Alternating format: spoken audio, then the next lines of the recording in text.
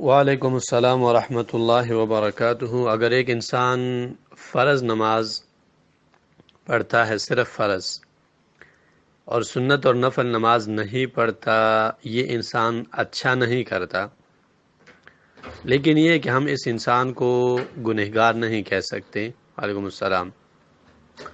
دلیل اس پر حدیث ہے صحیح مسلم میں، باب بیان الصلوات التي هي احد ارکان الاسلام۔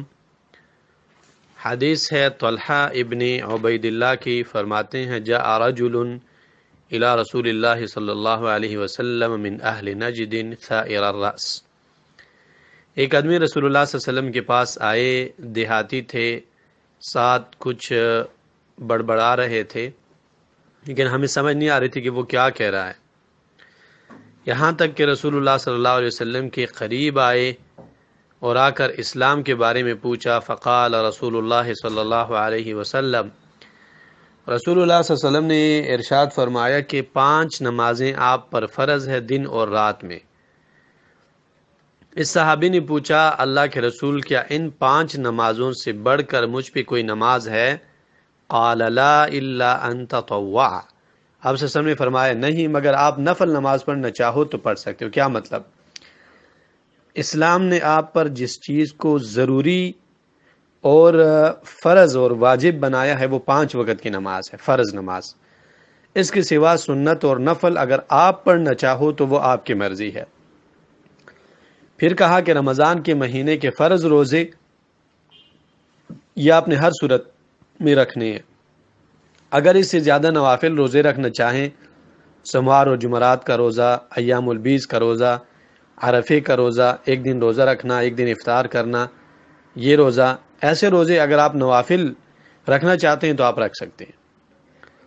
اسی طرح پھر زکوٰۃ کے بارے میں پوچھا، رسول اللہ صلی اللہ علیہ وسلم نے فرمایا کہ فرض زکوٰۃ آپ پہ واجب ہے، اس کے سوا اگر آپ صدقہ دینا چاہیں تو وہ آپ کی مرضی ہے۔ اور صدقے کے بہت سارے مصارف ہیں، وہ ہم پہلے بار بار بیان کر چکے ہیں مختلف گروپس میں۔ اس انسان نے رسول اللہ صلی اللہ علیہ وسلم کی یہ بات سن کر کہا واللہ لا ازید علی ھذا ولا انقص، مجھے اللہ کی قسم ہے میں اس سے نہ زیادہ پڑھوں گا، اس سے زیادہ روزے نہیں رکھوں گا، اس سے زیادہ زکوٰۃ ادا نہیں کروں گا، اور ان میں کمی بھی نہیں کروں گا۔ آپ صلی اللہ علیہ وسلم نے فرمایا افلح ان صدق، اگر اس انسان نے اپنی یہ بات سچی کر دکھائی تو یہ انسان یقیناً کامیاب ہے۔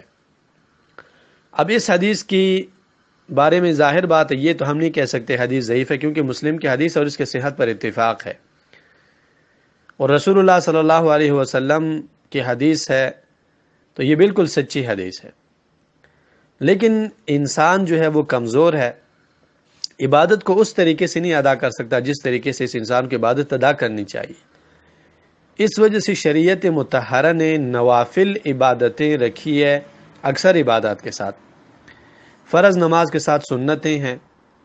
کیوں؟ اگر اس فرض نماز میں کمی ہوگی تو سنتوں سے پوری کی جائے گی۔ اللہ نہ کرے اگر ایک انسان صرف فرض ہی نماز پڑھتا رہے اور قیامت کے دن فرض نماز میں کمی نکلی تو یہ انسان تو یقیناً ناکام ہو جائے گا۔ حدیث میں رسول اللہ صلی اللہ علیہ وسلم نے فرمایا ہے ان اول ما يحاسب به العبد يوم القیامة من عمله صلاته، سب سے پہلی چیز اللہ تعالیٰ کے حقوق میں جس کے بارے میں پوچھا جائے گا قیامت کے دن وہ نماز ہے۔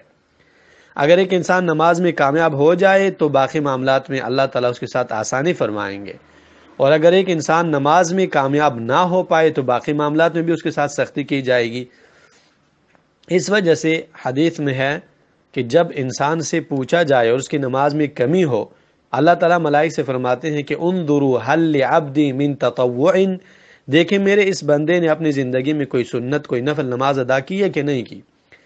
ملائک جب دیکھیں گے سنت اور نفل نماز ملے گی تو فرض کی کمی پوری کی جائے گی، اور اگر نفل نماز نہیں ہوگی تو انسان جو ہے یہ نقصان میں رہ جائے گا۔ تو اس وجہ سے شریعت مطہرہ نے یہ بہت بڑا احسان کیا ہے، بہت عدل اور انصاف والی بات ہے کہ سنت اور نوافل نماز مقرر کی ہیں تاکہ قیامت کے دن فرض کی کمی نفل سے ادا کی جائے۔ اسی طرح روزہ بھی ہے، اسی طرح زکوٰۃ وغیرہ بھی ہے۔ وعلیکم السلام ورحمۃ اللہ